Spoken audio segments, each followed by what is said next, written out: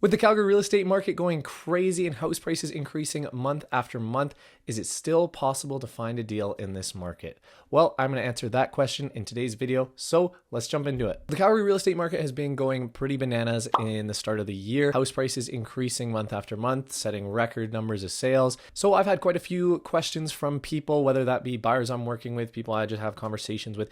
Is it still possible to find a deal in this market? Well, it's not going to be anything like we saw in 2019 and 2020 where you can get $30,000, $40,000, $50,000 off asking price. In fact, right now, Calgary's average sale to list price is right around 100%. So what that means is if you're listing a property, you're getting basically what you're asking for. So now I will jump into some of the tricks that we use to find our clients some better deals without them having to compete and just a little bit saved off the list price. So this goes without saying. Hopefully you're using a realtor. They'll be able to help you out. They'll have access to some of the tools that we do, unlike most of the everyday consumers. So you will need them for some of that, but there are also some tricks that you can do by yourself. Now, the first way that you can find a deal or get something at a discount, especially from what it's priced at right now, is check older listings that have been on the market. I usually say check for 14 or more days just because they've been sitting for 2 weeks and clearly nothing is going to be happening there anymore. The average days on market in Calgary is 22 days as of this video being published. It will probably go up in the next couple months as things slow down. However, check for some listings that have been on the market for 14 days or more. Now, what happens when a property has been on the market for more than 14 days and it's sitting there? 9 times out of 10, it's overpriced. When things started going crazy at the beginning of the year, some sellers were getting greedy, putting their house up. I've seen price reductions for more than $100,000 because people thought they could sell at $650, and then now it turns out they can't even sell at $550. So just because it's going on the market does not mean it's flying off the shelves. Take a look at some of these older listings. Usually people don't come back. You're kind of checking what's hitting your inbox or what you're seeing on the homepage for listed that day. You're looking at fresh listings and you end up forgetting about the other ones. So there's still a bunch of listings from 14 days out. I actually just checked before making this video, and currently in Calgary, there are over 2,700 listings that have been on for longer than 14 days.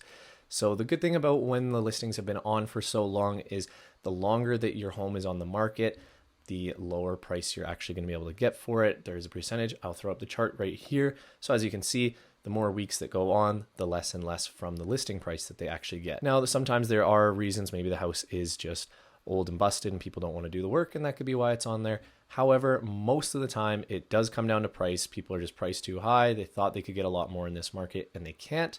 Now, if you're looking through these, you can usually go in with a little bit of a lower offer. If they are really, really serious about selling, then they'll take a look at it and accept it. However, some people do have to get an X price for their home because they have to pay off however much left on their mortgage, or they just feel like their home is worth this price when it's really not. So number one thing, check through some old listings. You can usually find some gold in there that's past 14 days, and the sellers will usually take a lot more off than if it was in the first 2 weeks of being listed on the market. As a bonus tip to this, if you're looking through and you find a vacant property that has been on the market for a long time, that is possibly the best situation. If a seller is holding on to a vacant property, it's just sitting there, it's not making them any money. Maybe they moved somewhere else and they were just holding on to it. Maybe it was a previous rental property. Either way, it's sitting there empty, not making them any money, draining their bank account month after month, week after week. So the vacant properties usually are a little bit easier to get a lower price on. If I see a vacant property that has been sitting on the market for 2, 3, 4 weeks, then I know that the sellers are going to be a little bit more encouraged to sell than if an owner is living there, just because they want to get it off their plate, off their books, and get it sold so they don't keep losing money. Now, for this next one, we're going to be looking through some expired and terminated listings because that is another great way to find it. You will have to have a realtor do this for you if you're just a consumer at home, because unfortunately, you can't see any expired or terminated listings on realtor.ca or Zillow or whatever you use.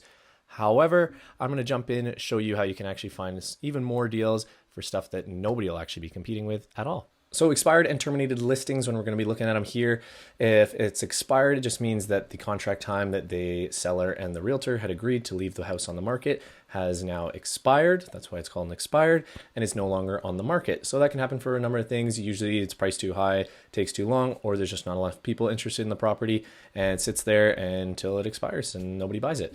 The other one is terminated listings. Sometimes if you're a seller, imagine you think that your house is worth $700,000, you put it up, nobody's interested, turns out it's actually only worth $600,000. you're probably going to be a little bit disappointed and frustrated that nobody's going to give you that number, especially when it's in your head. So you just say, screw it, I want to terminate the listing and I'm over it. So that's where we can find some other deals. None of these will be on the market, which is great, but you know that these people were considering selling, are interested in selling, and it's a great place to find some other properties. We've done a lot of off-market deals this way by just contacting realtors through their expired listing, say, hey, do you guys still want to sell? And then we'll get it at a little bit cheaper price than what they're previously listed at. So to do this, just hop in here. This is my little system that we use here in Calgary and through most of Alberta. So what we'll do is we'll look here. I won't look at any pendings or actives, just expired in, let's just see the last 30 days and terminated in the last 30 days. And we're gonna just make sure the city's on Calgary, but you can really do this wherever you are. So 30 days expired and terminated listings. Now some of these, they do go back on, they go active again once they expire. So it doesn't mean that we're going to find 794 possible properties, but let's see, we'll go 500,000. Let's see what we got in 500,000 for all property types. We will just leave it wide open just to give you a good idea. So we can see there's a bunch on here, terminated, expired, etc. And we can just hop into the first one. So this one, they were on the market for 33 days. This is a condo, so maybe not the best example. This one, here we go. So we got a detached home, 500,000 terminated. They were only on for 8 days, so maybe they were expecting to get an offer sooner. But you can see this house looks pretty good. They might have just been priced a little bit high. And there's 357 more options, just like this, 27 days, something like this. You know, it's just a little too high price. And yeah, so it makes it really easy to find deals that way. People usually don't go through that route just because they don't even know about it. So definitely make sure if you're working with a realtor, ask them to check through the expireds or the terminated listings. Just see if there's anything that'll work in there for you, because worst case scenario, you're in the same boat you are already in looking for a property. So this is a really good way to find something. You know that person wanted to sell at one point and now they've taken it off the market. You could gotta just find out what happened there. Maybe it was price, maybe there's a bunch of things wrong.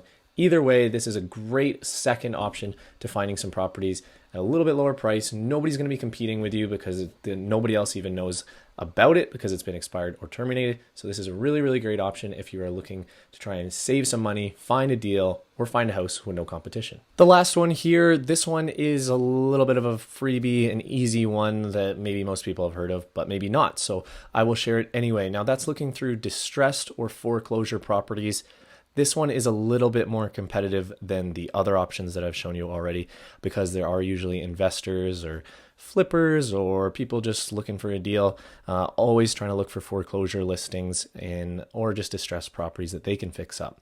However, if you can find one of these in an area where maybe it's just not possible to flip, there's just not enough room in there for a flipper to get in and add that much value to the property, this is a really, really, really good way for you to find a property in an area that you really like for a lot less. So I always say buy the worst house in the best neighborhood when I'm looking with my clients, because the great thing about buying a distressed property is lots of people don't want to do the work. The good thing is you can get into these communities for a little bit cheaper, and then you can add value to the house. Now, if you move into something that's completely done, you buy it for $1 million and it's completely done, there's not really much you can do to add any value to it. But you buy a house at $500,000 and you develop the basement, you redo the kitchen, you redo the washrooms, you add a garage, you can really add a lot of value to a property through that way, which means that when you're moving in, you're adding value right off the bat versus just waiting and hoping the market brings it up yourself. So distressed and foreclosure properties, a little bit harder to find, a little bit more competition, but if you can get one in the right area,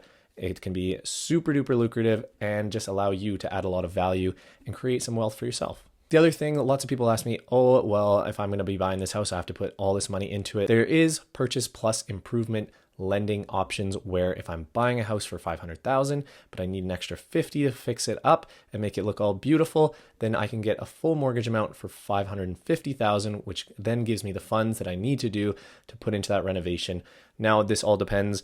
There's a bunch of stipulations and stuff, but if you are interested, get in touch with me. I can put you in touch with one of my mortgage advisors and they'd be able to help you out with that. It's a great way. Not a lot of people know about it or utilize it to its fullest potential because it really does give you that extra money that you need to do the repairs without having to spend it, the $50K right out of your bank. You just add it onto the mortgage and you're good to go. So those are the 3 ways that you can find a really good price or less competition in the real estate market.